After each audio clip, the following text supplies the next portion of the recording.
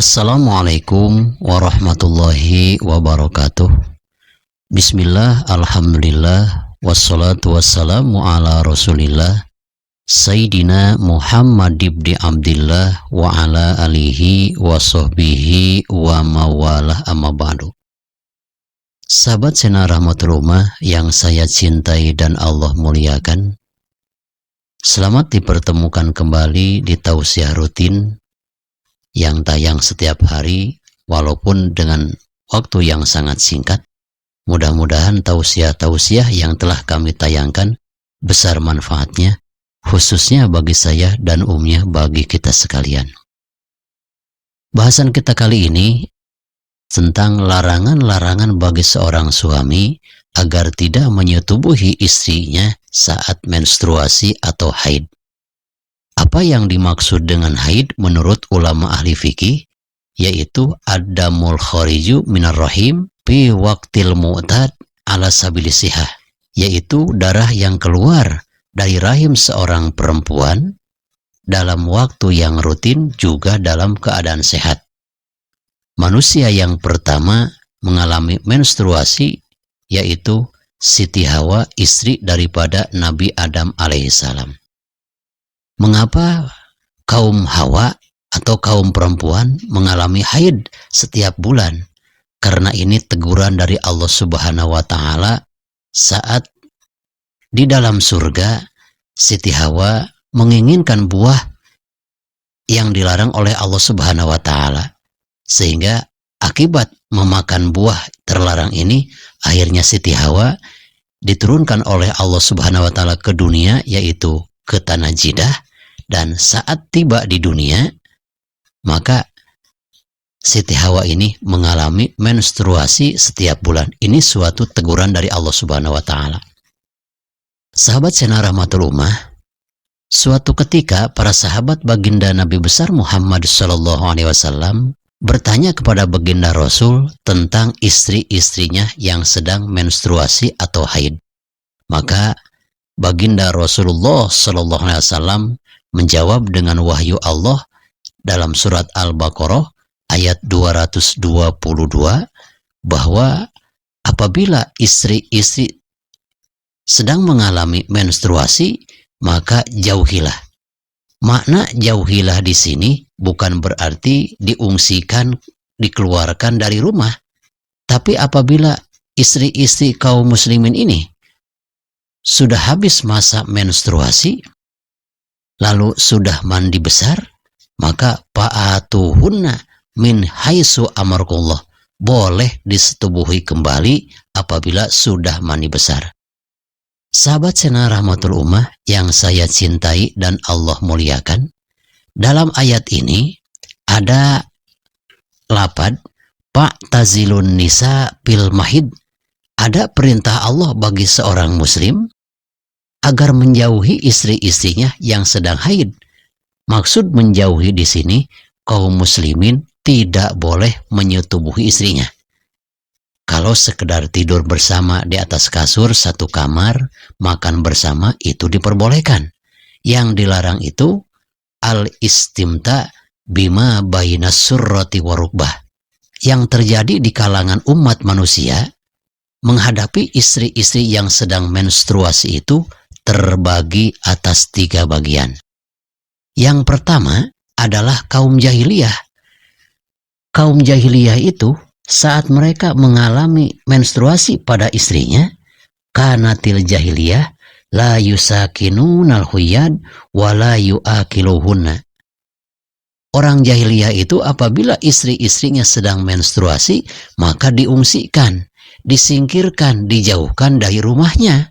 Dan mereka tidak mau makan bersama satu meja ataupun satu ruangan dengan istri-istri yang sedang menstruasi. Itulah perbuatan kaum jahiliyah. Yang kedua, kaum Yahudi dan Nasrani. Innal Yahuda wan Nasoro annahum yujami'uhunna wala yubaluna bil haid. Yahudi dan Nasrani itu tidak ada kepedulian apakah istrinya sedang haid. Kalau mau mereka menyetubuhinya, mereka menyetubuhi istri-istrinya walaupun dalam keadaan haid.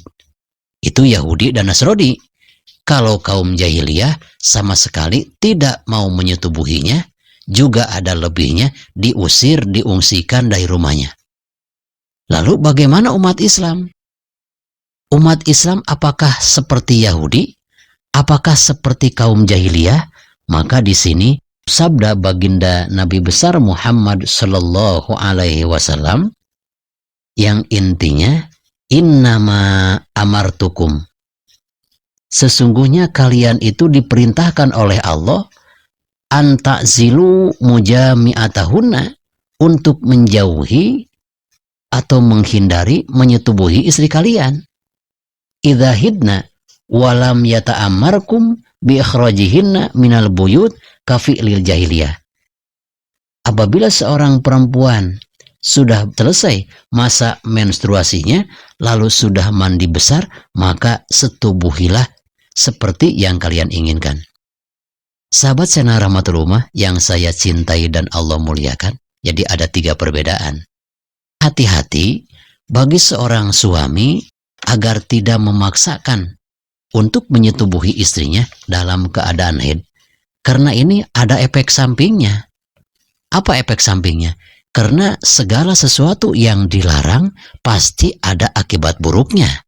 Segala sesuatu yang dianjurkan pasti ada kebaikannya.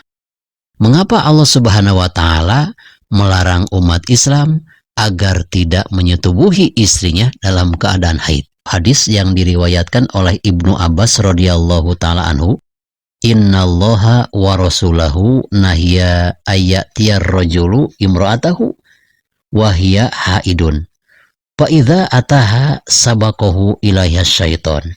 Sesungguhnya Allah Subhanahu wa Ta'ala dan Rasulnya melarang kepada seorang suami menyetubuhi istrinya dalam keadaan haid.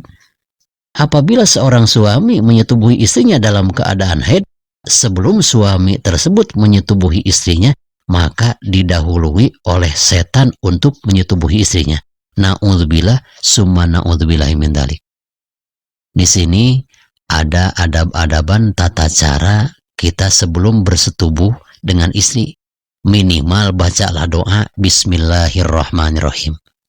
Mengapa disunahkan membaca Bismillahirrahmanirrahim sebelum bersetubuh? Karena ada sabda baginda Rasulullah Sallallahu Alaihi Wasallam yang diriwayatkan oleh Imam Mujahid. Idza jama'ar rajulu walam yusamma intawal jan ala ahlilihi pajama'a ma'ahu.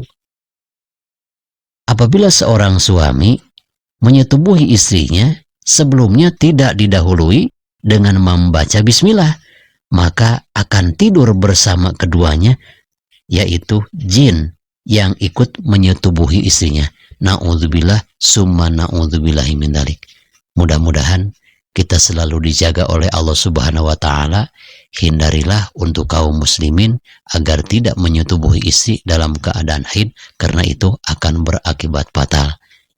Kita jauhi perbuatan Yahudi dan Nasrani, kita jauhi juga perbuatan kaum jahiliyah, agar kaum muslimin tidak sama dengan kaum jahiliyah, tidak sama dengan Yahudi, dan tidak sama juga dengan Nasrani.